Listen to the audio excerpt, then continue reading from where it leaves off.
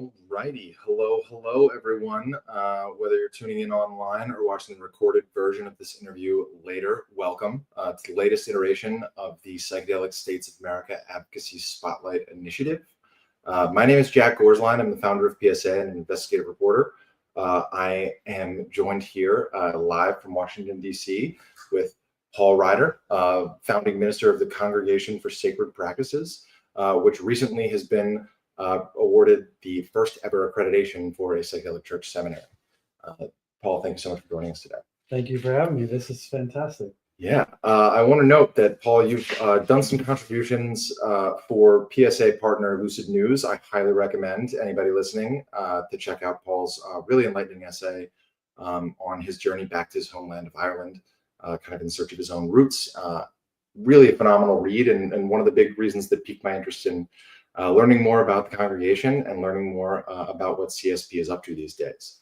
So, Paul, to get started, would love for you to share with our viewers really what got you involved in the psychedelic space and the movement. And then eventually, I'm sure we'll get to it, but we'll start with your origin story as a psychonaut, and then we'll build to the origin of CSP. Okay, I can do that. It probably, I don't know, a dozen years ago, maybe more, started working with an underground guide, like most of us start this process. I happened to find this particular guide because I was at a retreat and there was this guy in a pool and he said something about his psychedelic psychotherapist.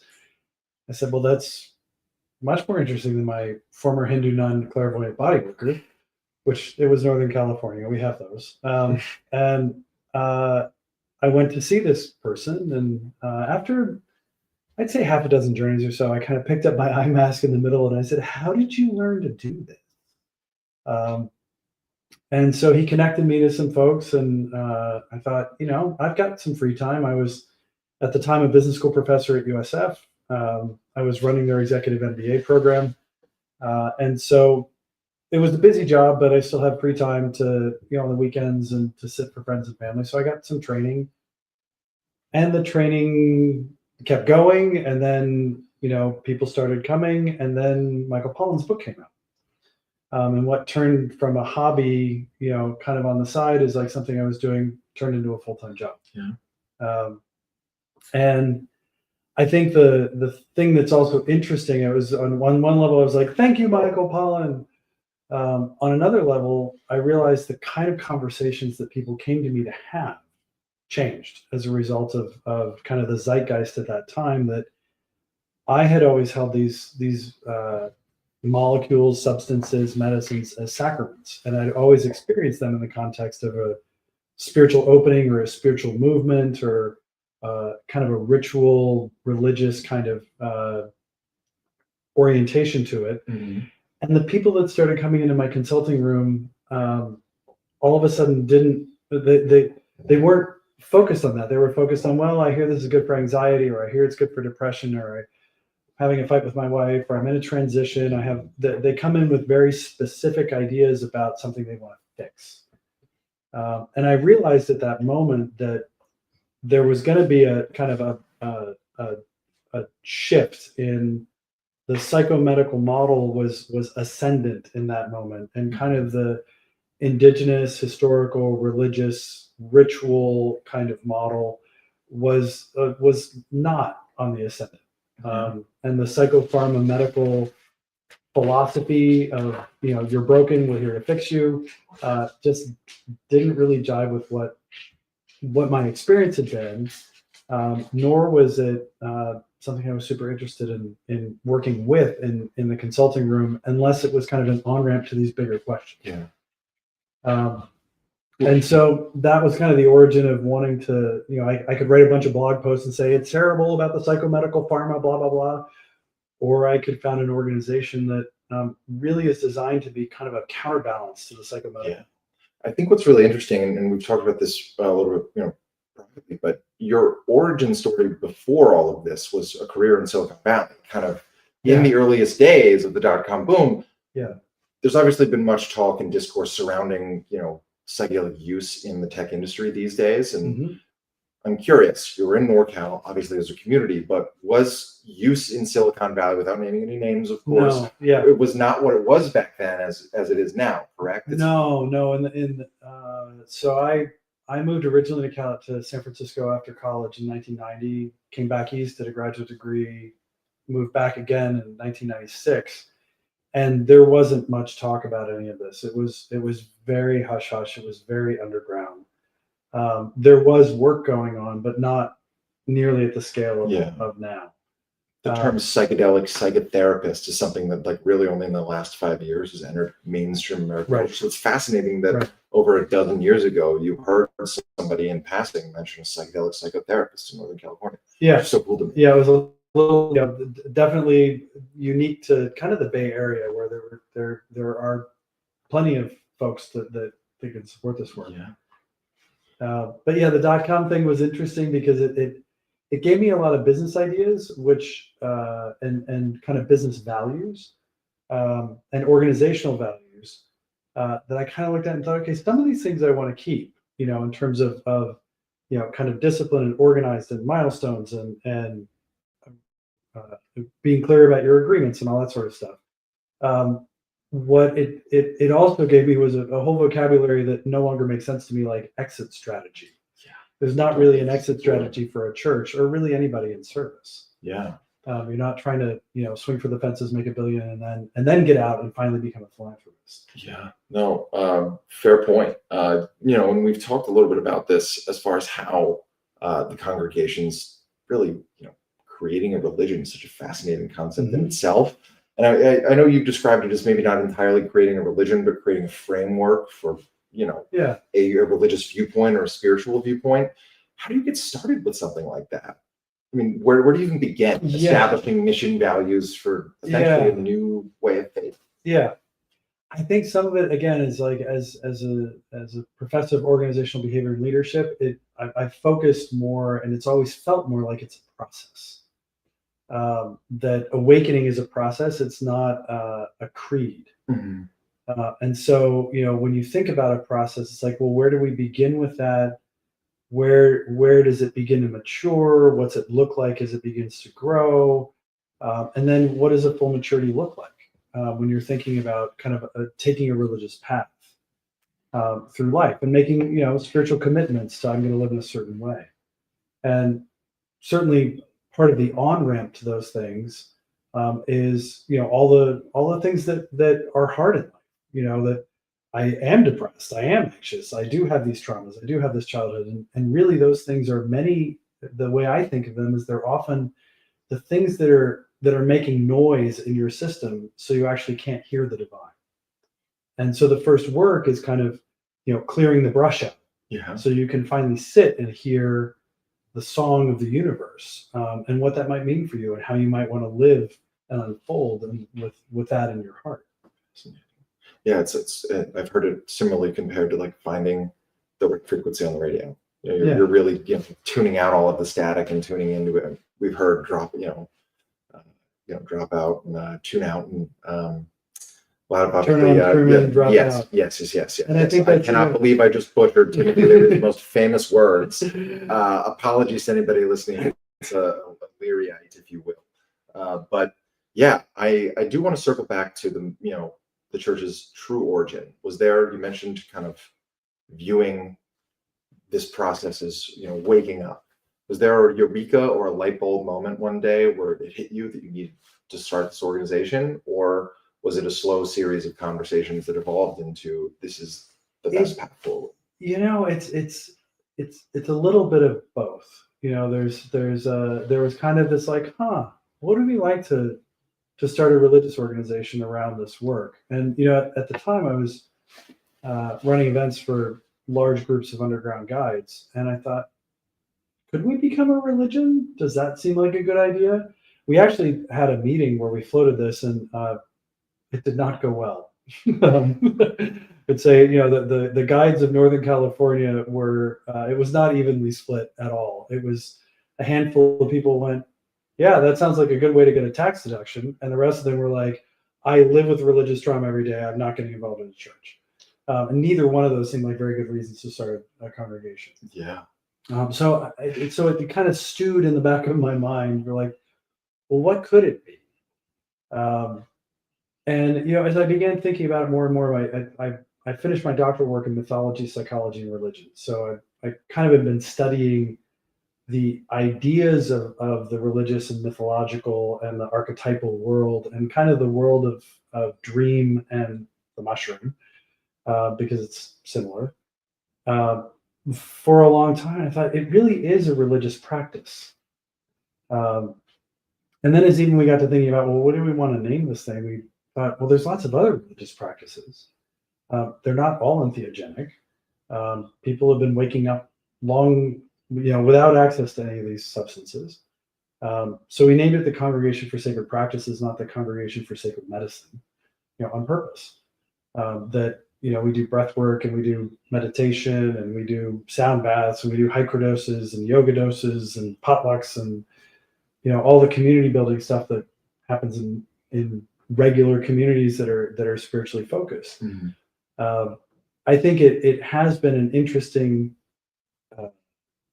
journey that began with filling out the forms for the IRS to become a church. It's like, well, what are your beliefs? And most of the time, there's this I wouldn't say unconscious, but sort of implicit or embedded sense of, yeah, it feels spiritual. I'm learning, I'm expanding, I'm growing, but I've never been asked to write it down in belief number 1, belief number 2, belief number 3.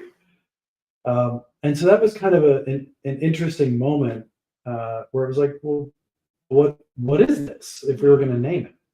And we came up with 4 core beliefs that have to do with the capacity for awakening, and that all humans can wake up, and that the divine is in every life, and that these sacraments and all the other religious practices accelerate awakening. And really that's, and what is awakening? Well, it's the capacity to be more present, more loving, more engaged, less noisy with all of our other unconscious agendas and hurts and worries, and really be connected to life as it's unfolding. Fascinating. So much to wrap my head around there. And definitely do for some contemplation of those priorities myself in due time. I think there's something really tricky to your point. How do you take the ethereal and make it technical? I think we've talked about this before. It's really weird to have. It's probably a very weird thing to have to explain your faith to the government, and then also kind of hope, and I'm sure we'll dig into this at some point, hope that they're not going to cry foul, or say that you're making it up, which I know that they've tried to do with certain psychedelic, and other religious organizations before. So it's an immense risk just to put that down on paper. But to take what feels so esoteric and difficult to put a finger on, but to your point, so inherently spiritual for anybody who's experienced it, just fascinated by that process. So so we're here in DC, roots in Northern California. Does the church have a base anywhere else other than where we're at currently? Northern California, Boulder, and DC is where we've done trainings for ministers. Gotcha. And then those are geographically diverse. We have people up and down the East Coast, people in Colorado, larger than just the Boulder area, and then people up and down the West Coast. Mm-hmm. And we've done the trainings there, partly because that's where it was convenient for people to come, because there was a concentration of people that were interested. Mm-hmm. And also, we're not fools. All those districts are decriminalized. There's no point in running a training in someplace that, potentially you could be harassed by the local government. Somebody, I hail from Richmond, Virginia, is 2 hours south. I would not recommend any Richmond locals starting a psychedelic church anytime soon. That's for sure. I think that we're probably due for some sort of update from the Trump administration, how they feel about psychedelics. We won't get too political for now, but I think that being in DC is a very fascinating place to set up shop. And we talked about this before we went live, but I think just very simply, I'd love to show viewers why DC. Yeah. It's Obviously, the different portion plays a part, but this is the epicenter of progress or otherwise in the world. Right. You couch it, view it. It's the mystery of the unfolding of of being, is that it's both the seat of creativity and innovation, and also the seat of oppression, all wrapped into one complex unfolding of the life force. I think it's actually kind of a funny story. I was at my 30th reunion, college reunion, and a classmate of mine approached my partner after the talk and said, you guys should come to DC. We were in Northern California at the time, living in the Haight-Ashbury, at Janis Joplin's old address. So, we were kind of steeped in the Northern California way of things. Amazing. And we came out the first time and, did a group ceremony, got invited back, kept coming back once a quarter, finally actually decided, we should probably have a presence. And actually surprisingly manifested the house that we're in. We saw one house on the inside. This was it. We had a long list of criteria that wrote down and said, hey, green hair, and I got everything on it except for the only thing that didn't make the list. But literally one house, probably the easiest sale the real estate agents ever made. We walked in and went, we'll take it. I love it when everything comes together. And it was surprising, kind of, okay, so now we're here in DC. So what's this about? And what we've noticed about the culture is that there's a deep culture of service here. And I grew up in Annapolis. I was a Navy brat, had an appointment to the Naval Academy, flew fighter jets, wanted to fly fighter jets, or be a SEAL. I was an all-American swimmer, so I thought being a SEAL would be easy because I already know how to swim really well. Harvard let me in, so we decided to do that instead. And so I ended up at a reunion lecturing my classmates on psychedelics, because apparently that's what Harvard grads like to do for each other at alumni weekends, is lecture each other. Sounds about right as a Boston native. Sounds about right. But what I've discovered is, it kind of connecting to that part that never knew what an exit strategy was. It's like my dad worked at the Fed.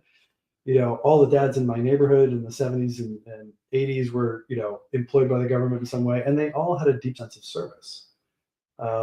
And I've noticed it here coming back is that, the NGOs and the federal government, and the nonprofit, world headquarters, and the different people that have formed projects that are mission driven. There's far more of them, here, and doing it at scale, and with a global vision than anywhere else in the world. Yeah. And it's sort of a surprise to go, oh, haha, that's how I ended up, or why I ended up, unfolding in this particular life form in this particular way, to be like, apparently DC is where I get planted. Yeah. A quick aside, I personally view a lot of the work that we're doing as really a public education service, because we're putting a face on this issue in a way that isn't being done. And so service is very important to me. So just very appreciate you sharing that perspective. And yeah, I think we often, in terms of the Western world, view places like New York City and Los Angeles is where everybody from the world comes from to make it big. But people in search of serving a greater good come from all over the world to Washington, D.C. Sure. And that skews across a very broad political spectrum and seems to be swinging wildly in one direction or another these days.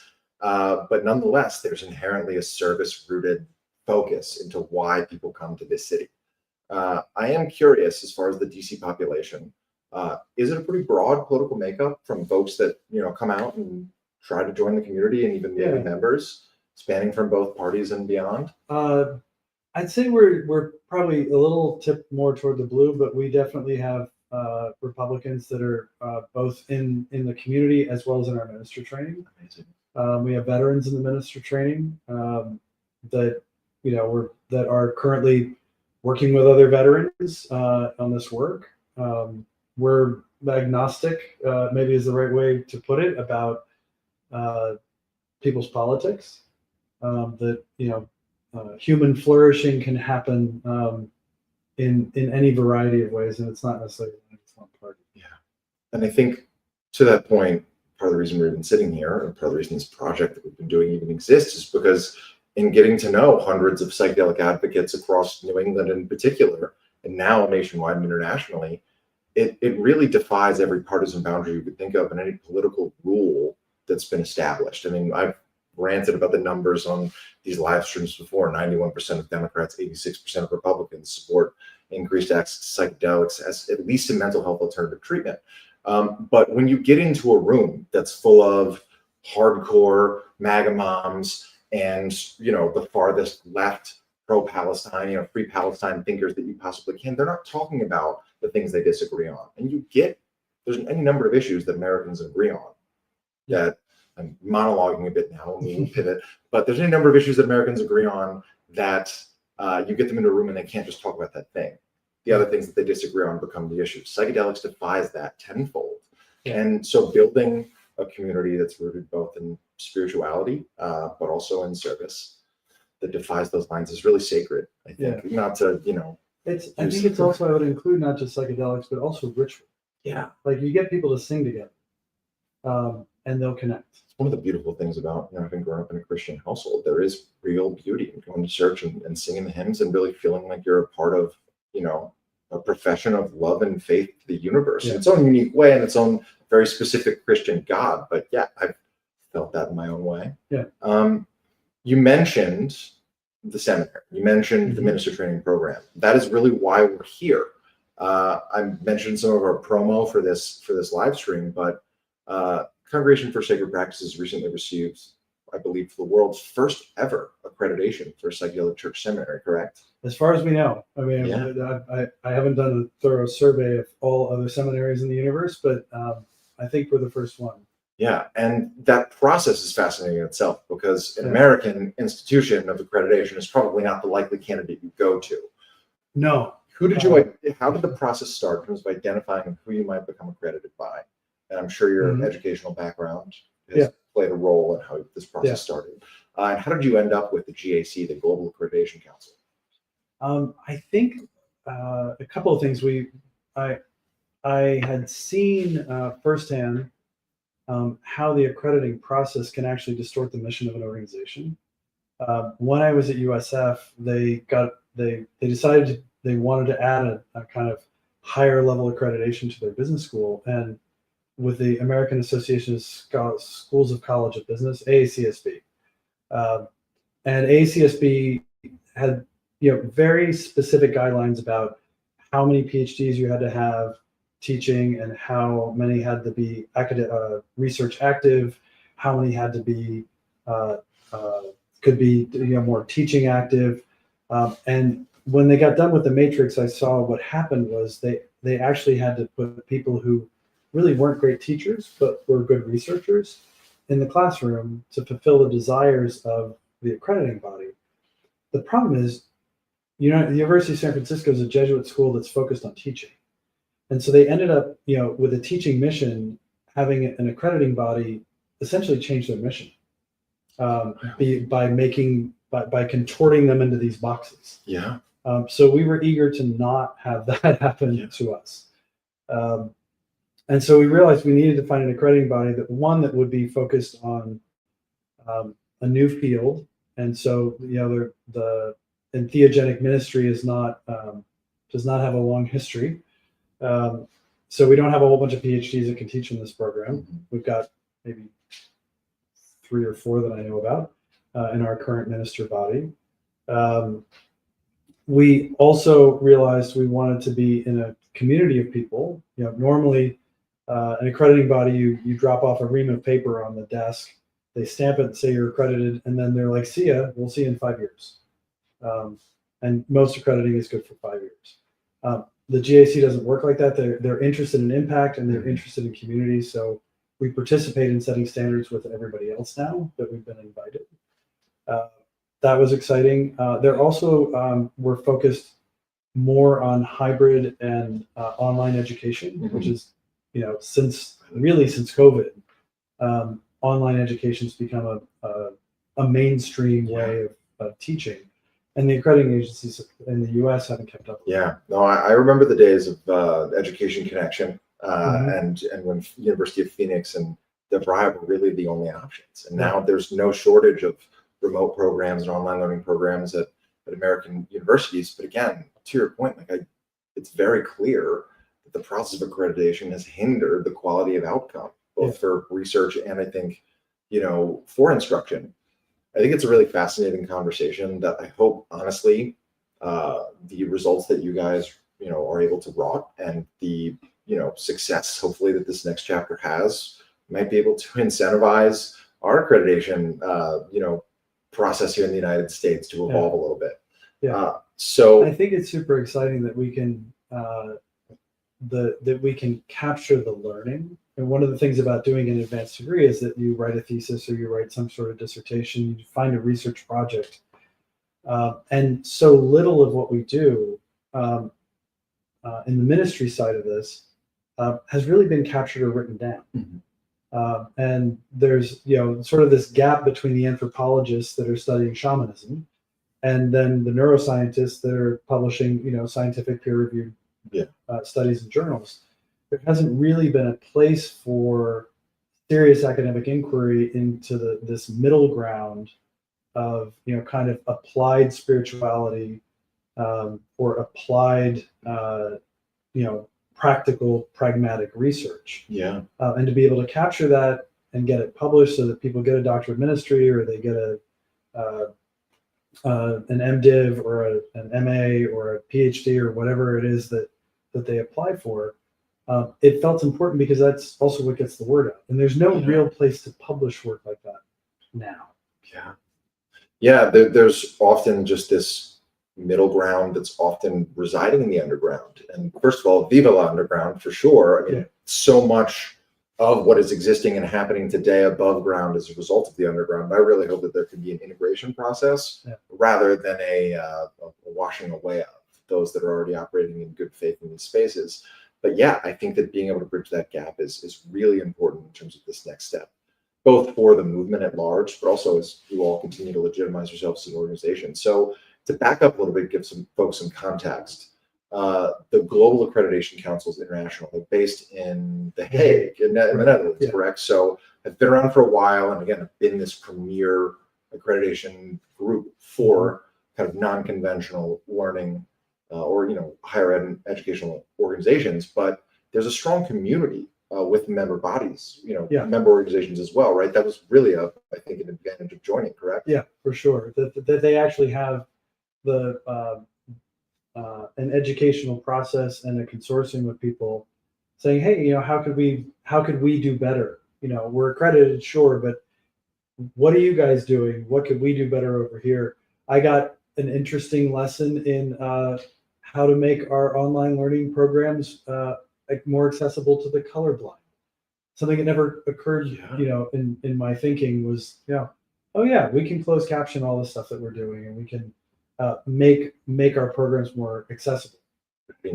And would never have thought of that. And I don't know any other accrediting body that would actually, kind of begin thinking about the nuance of education, not just like, did you comply with the learning objectives? But also talk about a crucial thing to consider in the psychedelic space is how do you adapt the experience that you're shepherding for those who can't put colors to the incredible visuals that I'd actually love. If anybody out there has done any research into psychedelic use in colorblind individuals, please contact me. This is a spur of the moment request. But I think that's really, really cool. And you're right. Like, I don't know that, what the Southern Accreditation College Committee, or I know there's a bunch of regional ones and obviously some national ones. They're not thinking that way. We're witnessing an higher education landscape that has increased administrative positions over the last quarter century in a way that has far outpaced affordability of these schools and often is driving up the cost. Now I'm getting into my monologue mode again, but again, I am very fascinated at how this process came to be, and again, just really excited to see what comes next. So you mentioned that there's already a base of ministers that was obviously existing and being trained far before accreditation status was achieved. How many ministers are currently operating under the church banner? We have probably, I'd say 60-ish. Okay, all in the U.S.? All in the U.S. And almost every every region, I would say, not every state. But we have lots of folks, and they are licensed to serve individual sacrament and individual journeys. And some of them have decided to branch out and start offering group ceremony for people. We offer group ceremony here at this house. One of the criteria that they had on the list for that house. And as the graduates grow in their experience, also I feel like there's going to be more and more people wanting to offer group ceremony, and also spending more effort and more energy than introducing all the people they work with to each other, because I think that's the thing that I make in every the kind of argument I make in every training is, if you remember, and I'm sure you all remember, when you first did your first psychedelic journey, or maybe it was the second or third, where you're like, oh, I have completely shifted my priorities. I've completely shifted my value system. I don't want to do the same things I was doing before. I don't want to be with the same friends I was working or I hung out with before. They're kind of not as interesting, but I don't know who else to talk to. And the idea behind having a community is really then you get introduced to other people that are on the same path. And you go, oh, this isn't weird, and I'm not some sort of bizarre anomaly out here in the middle of nowhere. I'm waking up, and there's actually a whole history of humanity of people waking up, and there's a whole community of people that are dedicated to the process right now. And that really, to me, is the benefit of community for the and the members of the work, is a context in which when they get done with their training or they get through their first couple of journeys, they're part of this larger body. And that's different than a more traditional training program, which you get your certificate and now you're done. And your community may be the people in your cohort. And maybe there's some job placement, maybe there's some assistance after you're done with the program and finding your next step. But after that, you're really on your own. And I think it is one of the really important things about the psychedelic community, just the psychedelic community in general, is the active efforts to build better communities, especially given how quickly things can devolve if communities aren't properly taken care of. But also, the community is where the healing happens. And this is something that I've seen in New England, is so many folks come to these spaces, obviously seeking healing, but also seeking companionship and community, and folks to find solace in. And find the others is a term that anybody who's watching is obviously familiar with, but it really is such an important part of the psychedelics journey, is to find the others, and then to hopefully help build upon and improve the communities that exist. So, on that note, the training for ministers prior to accreditation, has that changed now that, you mentioned the colorblind and so the accessibility concerns, but when does it start and how long is the process, and what does that look like? So the training of ministers, and we're enrolling for the fall semesters. The first thing is that we went to a semester model. So that was new for us. We kind of had started trainings where we had bandwidth and we had enough people that wanted to do it. And now we're in a cycle where we can start them on a regular basis. We had 50 applicants last time for 25 spots. So we also now have an admissions process and all of that. The first semester is really an orientation course where it's about walking the awakening path. We sometimes call it the preparation and reading class. There's a whole bunch of reading we do. We help people understand how to build a curriculum that's unique to them about how they want to gather all the skills to hold space, which is everything from body work to current psychedelic research to counseling skills to basics of psychology to spiritual worldviews and religious practice. And so we help them develop a curriculum to make their way through the seminary. And then the second semester, people take a course in spiritual direction. So before you ever work with live sacrament, you got to know how to hold people's process, preparation, integration, all the other things that really go into holding a safe container for people and helping them make sense out of the sacredness of the things that come up during the journey. We sometimes talk about, like, we don't have a Bible. The Bible is whatever you come up with during the journey, and then we help you interpret your own text. And so the spiritual direction course is the second course, and then the following fall we teach a course called Ceremony and Sacrament Heart Openers, and we use live sacrament. You trade. You'll be involved in 6 trades at some point, in addition to all the things you need to know to do good work there. Mm-hmm. And then we have the final semester, so it's 2 years total, 4 semesters, is a course in ceremony and sacrament with hallucinogens. And then there's 2 years of supervision. So it's a 4-year program total.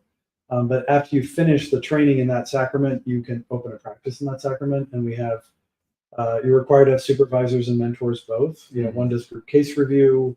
One is your one-on-one person who's always in your corner, kind of helping you develop your practice. And I think, probably the only other thing I would say about it is in that training, we spend a great deal of time on ethics, not necessarily as the code of the rules of the do's and the don'ts, but like how to live, sort of an upright and stay in your seat no matter what.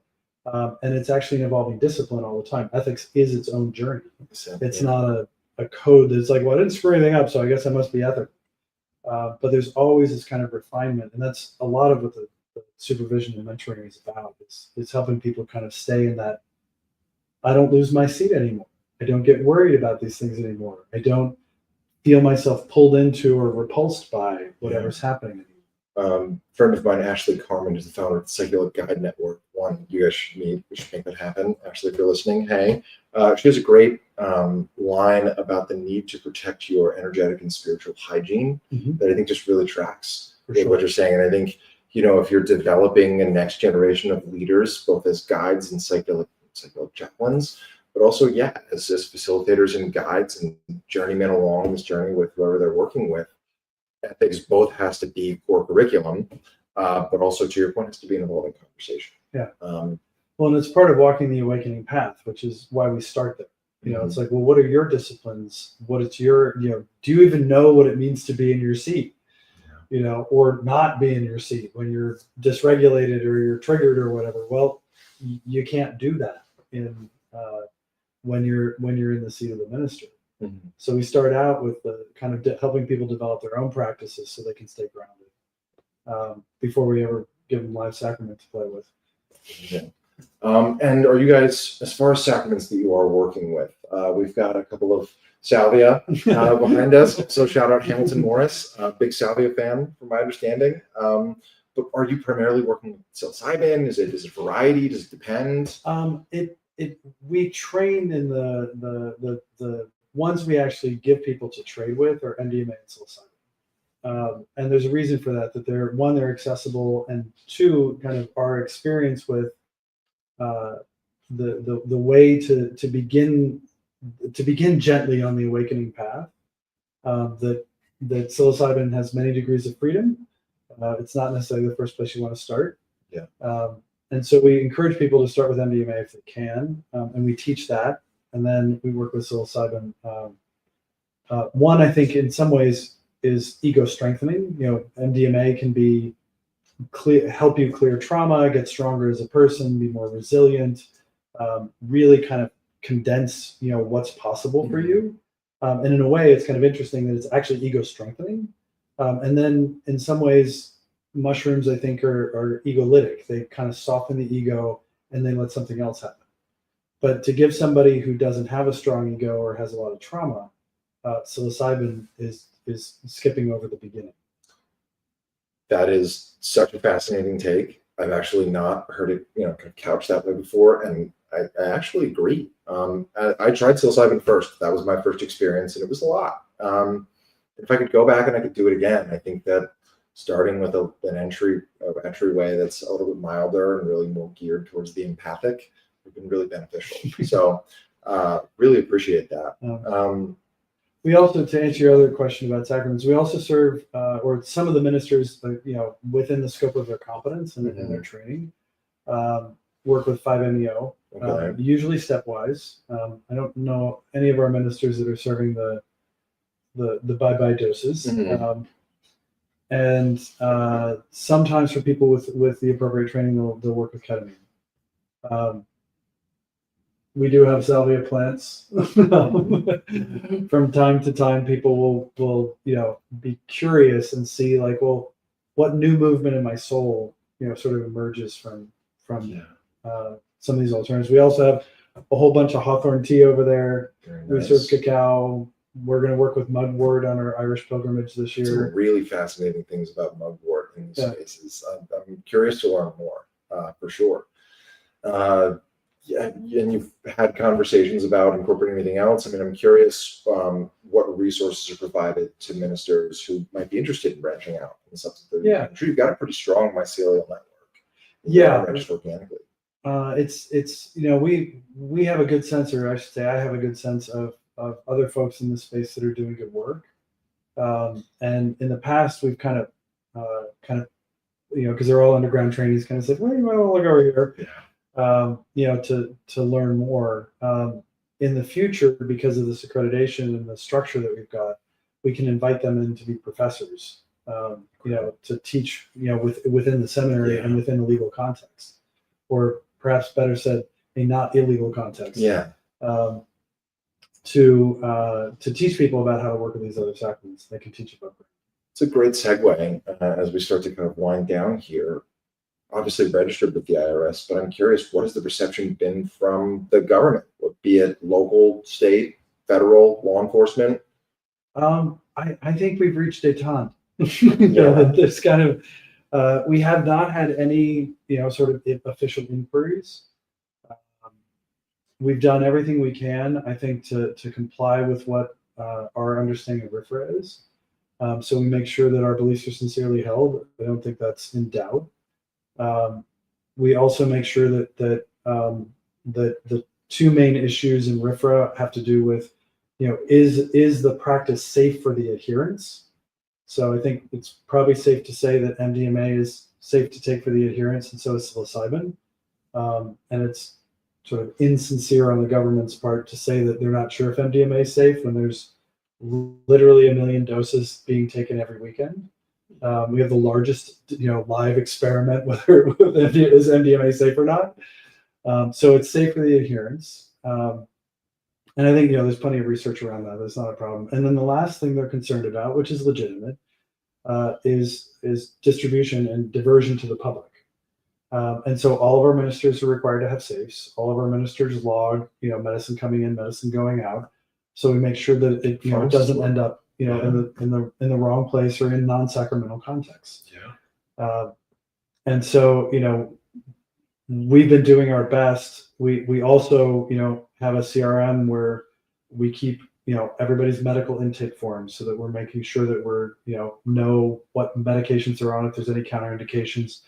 We have a medical team that can, if a minister isn't sure, they can escalate it to a medical team that can of MDs and pharmacists that can say, yeah, that you should send them back to their prescriber about that, or no, you don't have to worry about that. So we work really hard on the safety piece, and It's refreshing. It's one of the things that's nice about an organization this size is that you can sort of standardize the safety pieces.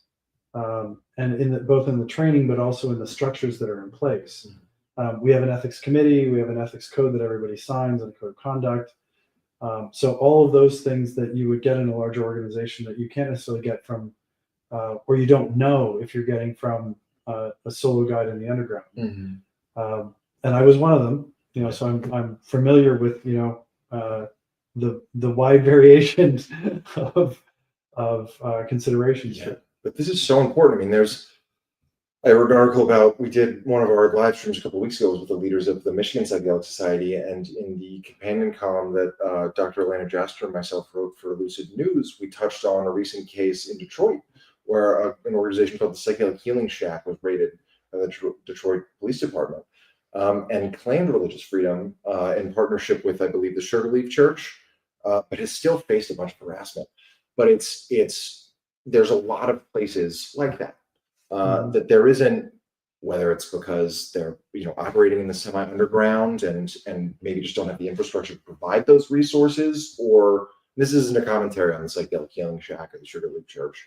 This is just there are groups that don't build those things into the operation from day one and then never really have the resources to do so later on, because it's we're trying to get the medicine to the people and we're trying to do that as quickly and as efficiently as we can. But this is the most important conversation in psychedelia today, is how do we ensure ethical standards in this legally gray space, and how can we ensure accountability when wrongs are committed? And so it sounds like the Congregation for Sacred Practices is really building this the new standard for what that could look like in practice. Yeah, I think one of the biggest things is our code of conduct includes ethical standards. It also includes just kind of lifestyle standards. That if you're going to be on the awakening path serving medicine, you're going to have a daily practice. That's not really an ethical consideration. It's like how you're supposed to live your life if you're serving medicine. If you're going to be a priest, you better pray. Yeah, and if the other thing is we do have a complete and it's published on our website. Here's if there's an ethical concern. Here's how you apply or make the complaint. We have a process. We have an ethics committee that will go through and do the investigation and make recommendations. Fortunately, we haven't had to use it very much, but we have had a couple of cases where we got to run through the process to make sure that we're doing due diligence. And I think the philosophy is, on one hand, that restoration and learning is really important. And on the other hand, we have a 3 strikes rule, so that if you get 3 complaints, that your license is terminated. And there is a mechanism to say, hey, your licensure is dependent on, and your religious protection is dependent on that license. That if you're serving medicine and you're getting enough complaints, we can't support that anymore because you're endangering the community.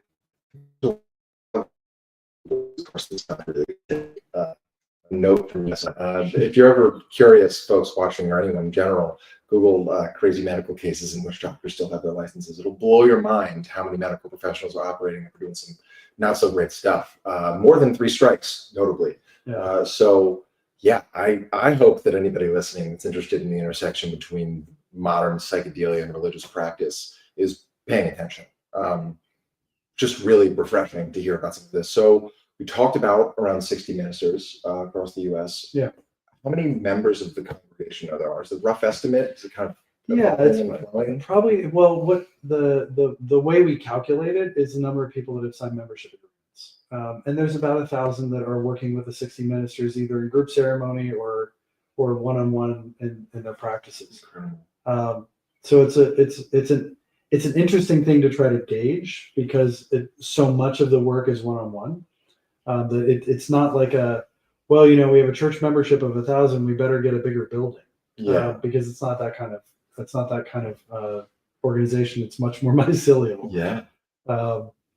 But so it's an interesting thing to track. I think it's something we're excited about. We've got another group of 20, and we're enrolling probably another 35 in the fall semester, between both the core training of ministers and then for senior people, senior underground guides, we have a program called the Bridge Program, which is it's a semester long, and it helps you take your current practice, especially if you're kind of an underground guide. You might be kind of spiritually oriented, but also psychologically oriented, because it's kind of murky how the training works there. And say, well, this is what it means to hold this in this context, and figure out how might I want to fit in with the congregation. So for senior folks that have actually done formal training before, either underground or above ground, we do have a program for them too. And so the scale of what we're doing actually allows us to be able to hopefully begin raising funds for a veterans program, because we can do it at scale, and we can do it here in the U.S. You don't have to fly to Mexico. And we've got plenty of operators are standing by, kind of like we could probably put a number of and any population, underserved population, it's BIPOC or LGBT or single moms or whoever, that if a funder has a passion for that, we've got capacity. And we talked about this during our pre-interview. Veterans are obviously a huge talking point in the psychedelic space, and rightfully so. Mhm. And they have, the veterans that have stepped up and voiced their support for legal access to psychedelics on U.S. soil rather than right across the border in Mexico, somewhere in Central South America, are true American heroes in that right. Trauma doesn't discriminate, as my friend Justin Lepre of the Illuminating Collective likes to say. And the number of, for example, women, you mentioned single mothers, like the number of women that have been affected by trauma is well over 50% in the United States alone. I'd say probably well more than that. And yet, legal access, both on state soil and abroad, is not as fine-tuned for some of those demographics that are quite actively affected by trauma in an innumerable number of ways, intersectionally speaking. So, it makes it a lot easier when my next question is something that you're segueing into. But you mentioned trying to do some fundraising for hopefully a Veterans Partnership Program. Mhm. What else is next? Are there plans to open up new communities in different cities across the country? Is there further expansion? Yeah, I think it is with accreditation. I think there's an opportunity to kind of build the build the seminary as a hub, not just for training of ministers, but it's actually training for anybody on their awakening path. And so there's an educational component, and that's true in every other religious community. Is like, well, how do you learn about the awakening path? That's a kind of an abstract term. Yeah. Like, what does it mean, and where do I go, and how do I learn about that? And yes, I'll learn some of it from my minister, but I want a broader feeling for it. So I think building out more programs in the seminary for what in a traditional congregation would be called the lay people. How is it that I want to learn about this? We've got actually a program this summer that's looking at the Christian mysticism of Richard Rohr, and that's for everybody. Just anybody that wants to sit and do a book study on Richard Rohr. Amazing. And we'll continue with that. It's like I'll eventually hopefully find someone that wants to do the Bhagavad Gita, and begins working with more deeply with sacred texts that say, hey, what is this waking up about? We had a course, in the spring on yoga philosophy, that we're looking to expand, the education, beyond just how to be a minister.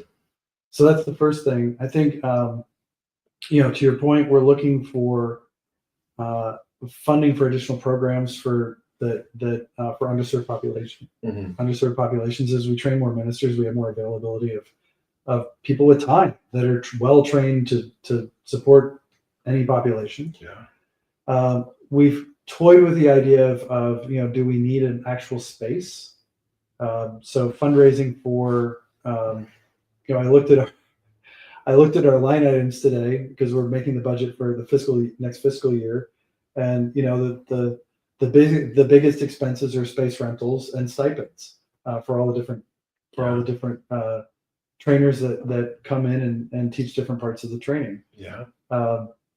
And so having a space and perhaps even endowing a chair or 2 or 3 professorships would take a lot of burden off of that. Yeah. So if anybody wants to endow the first entheogenic chair at a seminary, give us a call.